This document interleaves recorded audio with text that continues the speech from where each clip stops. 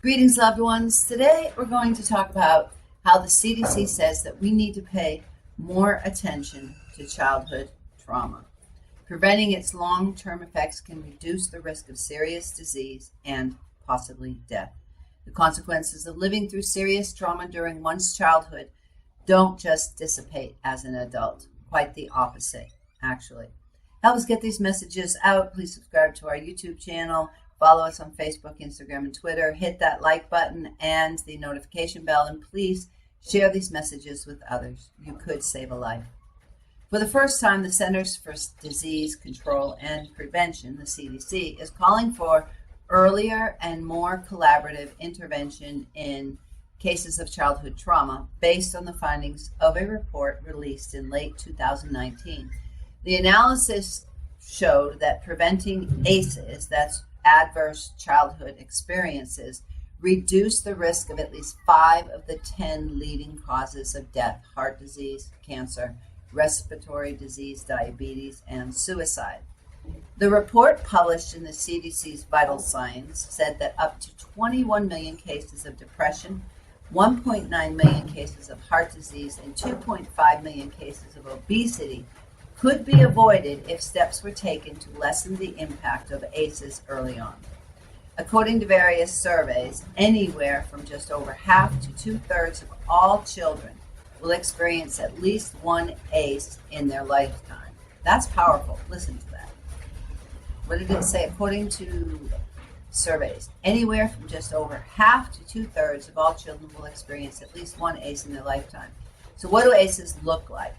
Adverse childhood experiences are, not surprisingly, some of the most worst things that can happen to kids, and they include things like physical abuse and sexual abuse, verbal abuse, physical neglect, emotional neglect, having a family member who was depressed or diagnosed with a mental illness, having a family member who was addicted to alcohol or another substance, having a family member who was in prison, witnessing their mother being abused, or losing a parent to separation, divorce, or other reason. The more ACEs you have, the higher risk for chronic disease or mental illness, or being violent or the victim of violence as an adult. So CDC gave us a to-do list. Julia Eschelbach, she's got a master's degree. She's in health communication specialist with the CDC, and she says the organization's role is to advance the science that promotes the prevention of ACEs. Specifically, she says, we study strategies and programs that prevent ACEs from occurring in the first place. She says we take a public health approach that addresses risk and protective factors for ACEs at a population level rather than among only individuals. In other words, the belief is that the more we know about ACEs as a society, the better we can prevent them. The CDC says that it is working to educate states and communities about effective social and economic support that address financial hardship and other conditions that put families at risk for ACEs. They are encouraging employers to adopt and support family-friendly policies such as paid family leave and flexible work schedules. They are working to increase access to programs that enhance parents and youth skills to handle stress, resolve conflicts, and reduce violence. They are working to improve school environments to lessen the impact of ACEs and prevent further trauma. And they are working on educating healthcare providers to recognize current risk in children and ACEs, histories in adults, and to refer patients to effective family services and support. ACEs and their associated harms are preventable.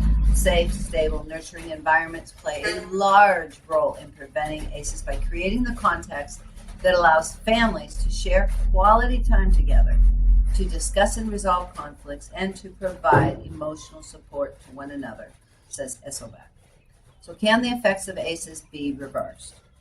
Lessen may be a better word, says Esselbach. The strategies focusing on changing norms, environments, and behaviors in ways that can prevent ACEs from happening in the first place, as well as lessen harm when ACEs do occur, she says. The CDC wants to ensure a strong start for children to improve their future outcomes, meaning that even when ACEs do occur, what happens after that can change the rest of a child's life for the better. According to the CDC, over half of all children in the world, that is It just blows my mind every time I say it. 1 billion children ages 2 to 17 experience violence every year. So the question is not if you'll encounter violence or a victim of violence. The question before God is, what will you do when you do encounter them? You could be a person who saves a life. Micah 6:8 says, He has showed you, O man, what is good, and what does the Lord require of you? To do justice, love mercy, and walk humbly with your God. You are called. We are all called to be champions for justice. There is a way out. I want you to know it is not your fault. Abuse is not love. And most of all, I want you to know you are not alone. If you're suffering violence, reach out to someone today. If you're in a dangerous situation, call 911 for help.